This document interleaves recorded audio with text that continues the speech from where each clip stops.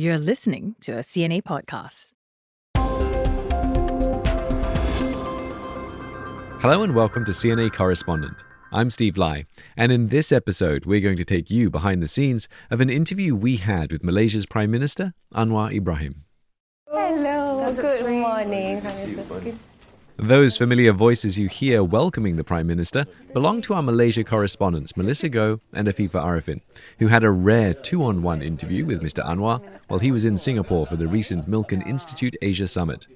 They covered a range of topics including trust in the government, the economic challenges faced and policies intended to address them, as well as the rise of Malay nationalist parties and the growing economic and political divide in the country. Quickly mic you up there. I need to mic you up.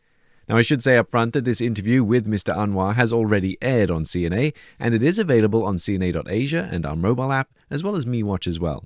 So though we'll touch on some of the themes discussed, we'll spend quite a bit of time giving you, our listeners, a behind-the-scenes look into how interviews like this work and get our correspondents' insight into a man that has been a feature in Malaysian politics for over 4 decades. Mel and Afifah, thank you for joining me today. Hi, good morning. Good morning. Thank you for having us again. Okay, who wants to go first? How did this interview happen? Getting FaceTime with a head of government doesn't happen every day. Afifah, why don't you go first? We both were told about the same time that our request was accepted. Yeah. PM Anwar he's a very accessible, approachable politician. The media has always been able to doorstop him at any event. So technically getting FaceTime with him in Malaysia happens every day. But getting him to sit down with us for a period of time now, I think that was a challenge. It took a lot of coordination and planning. I know Mel has been trying to chase him since he was appointed as Prime Minister last year. So that's about 9 months of us consistently chasing him down, chasing his team members down. So a lot of persistence was needed. And blocking out a time slot with Anwar himself was going to be difficult because this is someone who in a day could be in 2-3 places, or not even just places, sometimes different states or 2-3 countries even. So we're just glad to be able to catch him and lock him down for about, 30 minutes? Yeah. Yeah, it's really good to listen to the interview. And Mel, you've witnessed Mr. Anwar's political journey for over 2 decades now, from his prison sentence to his time as opposition leader and now Prime Minister. Could you share with us, from a correspondent's point of view, how he has evolved over the years? Well, I first covered him when he was Finance Minister, Deputy Prime Minister to Dr. Mahathir Mohamad. That's before all the fallouts began. Back then, he was also super media friendly, articulate, always willing to speak to reporters. He loved bathing in the media limelight. And I guess that hasn't changed about him. Even now as Prime Minister, he's always willing to spare a few minutes with reporters covering him on the ground, despite, like I said, his busy schedule. But scoring an interview, that's a different thing altogether.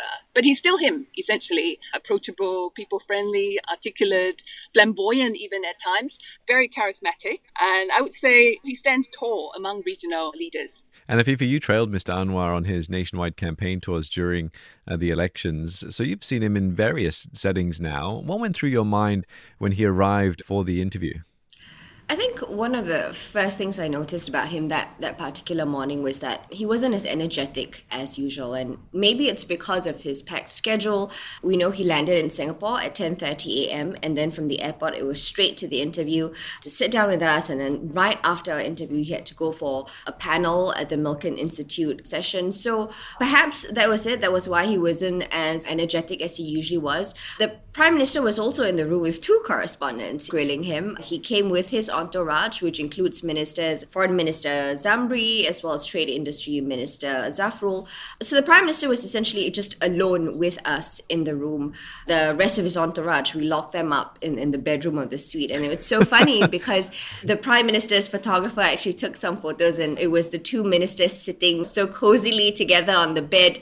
And then there were other pictures of them trying to press their ears against the doors to listen into the interview. But I did notice that he wasn't as energetic. But as the interview continued, he got better. He got more vibrant, and his usual Anwar self came out. Okay, so it was a hotel room, was it? So you had like the sort of office-y kind of area, then you had the bedroom area, and it was all partitioned off. Yeah, so it was a suite, and the living room area was converted into the interview area. So everyone else was chucked into the room.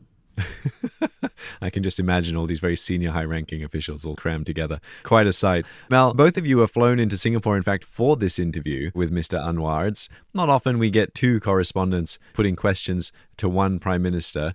Could you shed some light on the thought process behind the questions that you posed to him, and how did you and Afifah go about deciding who asked what? We knew it's going to be tight because we were promised half an hour, but with the back-to-back engagements and all. So we decided to split to three main areas, focusing on economic challenges. Afifah was asking him about response towards his Madani economic narrative so far, and I was pressing him on the lofty targets as well under the new industrial master plan and the energy transition roadmap that he has announced to propel Malaysia to become a high-income nation and so on, whether he has the resolve to see it through and push through the tough economic reforms to rationalize subsidies, for example, and lift the people's wages. Now, for all these things to go through, right, political stability is crucial. So Afifah then asked him about whether he's distracted by the challenges on the political front, with opposition playing the race and religion card. Perikatan Nasional has gained ground in the 6 state elections. It's for all to see, making inroads even in the Pakatan Harapan stronghold states like Penang and Selangor. And Mr. Anwar, he appeared to be encouraged by the most recent series of by-elections in Johor.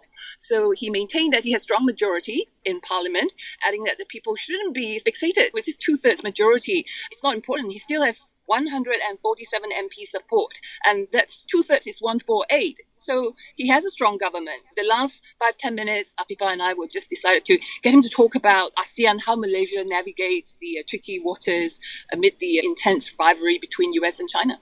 Yeah, so much ground to cover from the different topics that are relevant to Malaysians and also of interest to the region as well. That leads us nicely to the issues then that Malaysia is facing and how Mr. Anwar is looking into addressing them. And we'll get to them in part 2. And our listeners, you'll also get to hear what happened to Mel and Afifah as soon as Mr. Anwar and his entourage left the room.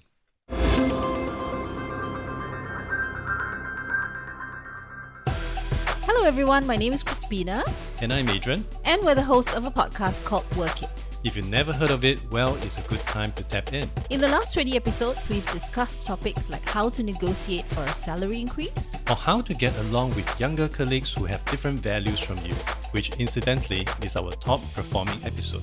if work consumes your life and you want some perspective on issues like management, stress, even office romance, then this podcast should be on your list. A new episode drops every Monday. Catch us on the CNA app or wherever you get your podcast.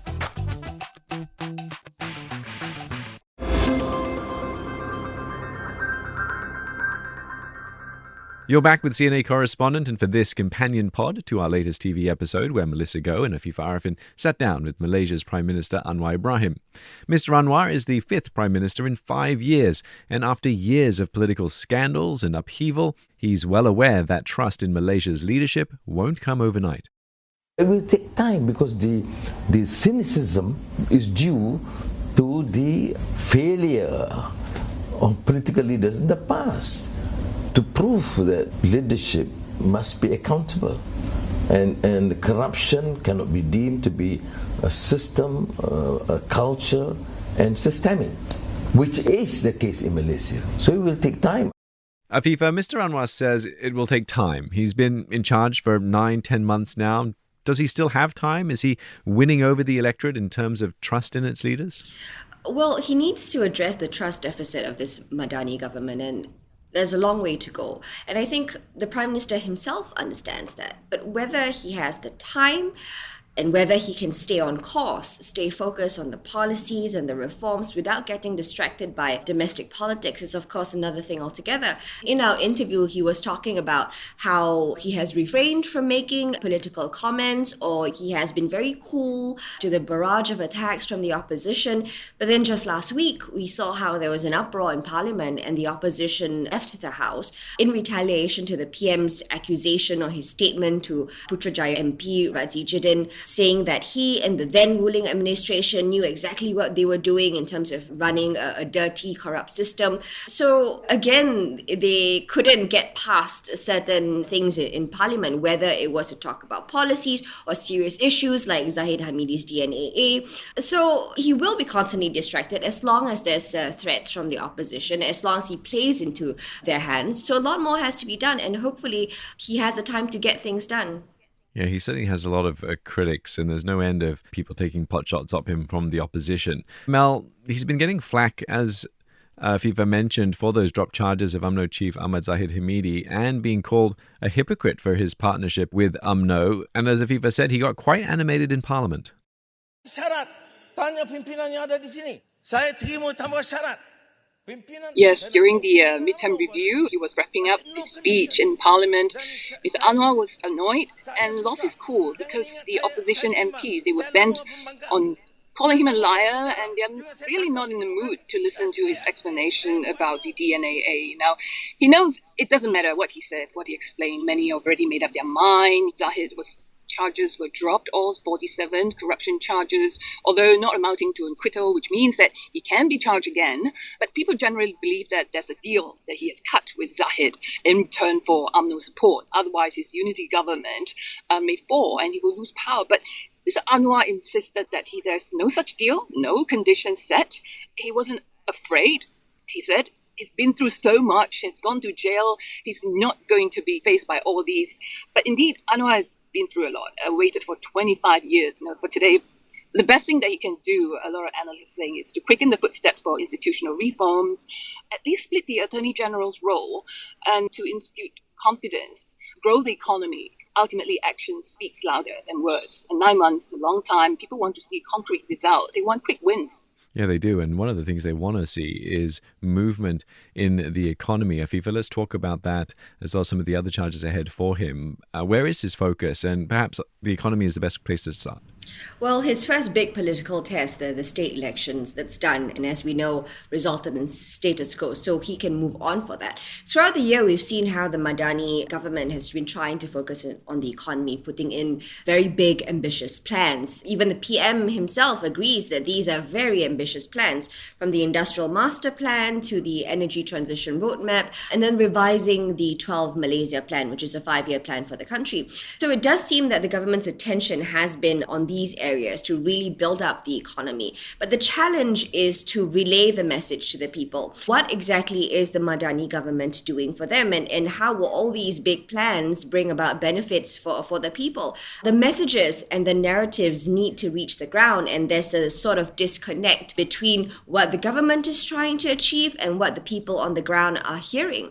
In October, he will be tabling the budget. I think this will be the first full budget under the Madani government. Key focus, they've said, will be on SMEs, will be on the middle class. The reintroduction of GST, they say it's quite unlikely. It's supposed to be on hold. But there could also be other unpopular measures, which includes proposed targeted subsidies of petrol. So we'll see what he tables in Parliament when he's reading out his budget. The economy will be front of mind for most Malaysians, but Mr Anwar is also facing other challenges too. One of them would be the rise of Malay Nationalist Party politics that he sees as a distraction to bigger issues. That's concerning because you use the race and religious card and you ignore issues of governance, of corruption, of economic policies. Will it last? No. Proven by the by-elections in Johor. And I believe, given the opportunity for us to disseminate that kind of information and focus on the economy, on governance, it would help immensely. Mel, Mr Anwar wants to focus on the economy and good governance, but is he underplaying the role of race politics in Malaysia here? The recent state elections showed that the sands under his feet have shifted, with Malay voters heading to the opposition Perikatan Nasional coalition, and in particular the Islamic Party PAS. The best thing I think Mr Anwar can do is to focus on addressing the people's bread and butter issues. Observers are saying that he may have no choice but to pander to the right, with the opposition playing out on race and religion card and so on. Now, the Pahang by-election, there's one coming up next month, I think on the October 7th, and that result will be scrutinized to see how voter sentiments in the Malay heartland towards him. Now, Anwar will continue to face pressures so long Zahid the UMNO president is by his side as his number two. Now, analysts and including civil rights activists are saying that his reform pledges, his call to rid corruption, to clean up the government, instill integrity, is going to ring hollow somewhat. Basically, the Pakatan Harapan that he leads has lost the moral high ground against the opposition. So these are things that he has to calculate as he heads towards the next general election. Of course, it's not due to 4 years, so he's got plenty of time. But time flies, as we know, right? So he really have to get concrete result, start to work on it as soon as possible. Yeah, 5 prime ministers in 5 years. We also know that anything can happen when it comes to Malaysian politics. A reminder to our listeners, that full interview is out and available now with Prime Minister Anwar Ibrahim and our 2 correspondents, Melissa and Afifah. What's the one thing you want our listeners to take away from it, Afifah? I think we want our listeners to hear directly from the Prime Minister about how big of a challenge he's facing. One of the key things he's talking to us, and a message that he constantly reiterates, is that he needs time. Whether it is to implement institutional reforms and to implement big economic plans, or to build trust with the people. And I think that's a key message that he was trying to say. After the interview, these are the anecdotes. He said it himself, it was harder than he thought. Coming to power, yes, he's prepared himself, 25 years wait, he has prepared himself for these days, but it was a lot harder than he thought. It was the challenges. Having to ensure his unity government stays together is one. At the same time, the global environment is so volatile. And he will have a lot of challenges, and he needs the buy-in of the people and the civil servant support. And from the state elections results shown, majority of the civil servants, despite all the cajoling that, it cannot be business as usual, they are not with him. He still has facing an uphill task with his own civil workforce. So he will have to improve on the delivery system and convince the people that he has what it takes to deliver in the next 3-4 years to elevate the country, to escape the middle income trap and move it to a high income nation, grow the economic pie and share it with everyone so no one is left behind. So these are the challenges that he can't do it alone. He needs the entire, as a whole society approach to rally behind him. And that is his challenge. And he needs to show quick gains, results now, that prices are coming down, that people have more to spend. There's a bit of feel good about his administration. It's 1 year is coming up, so he desperately needs to show results. All right. And is there anything that didn't make it to the final cut of the show, of the episode, that you wished it did? I think I just wish we had more time with him. We had a strict 30 minutes, I think slightly less than that. And after the introductions and the welcome and miking him up, we had much less time. I just wish we had more time to grill him, actually. But we see him all the time here. We see Prime Minister Anwar all the time, and he's always willing to stop and talk to us. And that's why he is so approachable. There's no urgency for us to actually grab him and sit down for an interview because we can always see him out there. I teased this earlier. We all know that interviews don't always go to plan, and this one had its moments too. Listen to this clip I found of our boss, Craig Dale, as he lists them out just after Mr. Anwar left the room. Phone alarms, doorbell. I'm so sorry. Whose phone was that? It's mine. I switched it off. Afifah, anything to say? You guys really dug behind the scenes. I broke the most basic rule of recording, which was to turn off your phone. I was so careful. I switched it to airplane mode. I put it on silent mode. But I didn't know this, and I just found out that your alarm will still ring even if it's on those settings. And I think someone made a comment about how clearly Afifah's not a morning person if her alarm is ringing at 12 noon. Luckily, it happened when I think Anwar was answering. It was Mel's question. And luckily, Anwar didn't react to it as well. So I quickly scrambled. I turned off my phone. Of course, the crew, the cameraman and the soundman were just glaring at me, our producer Pam as well. But luckily, we were also able to edit it out when we were producing the episode, so that was good. Lesson learned. Yeah, and I'm just glad I caught it. This is the detail that I pay attention to putting these things together. I was watching every frame of that interview and every frame of the bits before and after. Any final thoughts from either of you? No, I think we were glad to have the time with him, and we hope that everyone would watch our CNA correspondent episode. It was quite a rush to turn it around. It was done in 2 days immediately after the interviews. It was like Mel and I were traveling from KL to Singapore, and then in the morning did the interview, did the live crosses throughout the day, and then we produced the episode the next day. It was quite an intense 48 hours, so we hope everyone watches it. I remember we had an uncle and auntie on the same flight with us. You know what he asked you? I said, hey, no news in Malaysia. Both of you in the same plane going back. You say, no news no news. I say, no news is good news. You know, no news in Malaysia. And they were so candid because they saw both of us in the same plane going back to Singapore. Yeah. That is brilliant. Mel, thanks, Afifah. All right, thank you so much, Steve. Now, there's nothing we journalists love more than being able to put questions to newsmakers so that you can be informed. Mel and Afifah did a great job of engaging Prime Minister Anwar Ibrahim in a whole range of issues, and I encourage you to watch the TV version of CNA Correspondent for the full interview. You can watch it whenever and wherever you like on cna.asia. Do like and subscribe to this podcast version that takes you behind the scenes with our correspondents. It's available on our website and mobile app as well as Spotify, Apple, and Google Podcasts. Thank you for listening. Our podcast team is made up of Sai Wint, Crispina Robert, Clara Ong, and me, Steve Lai.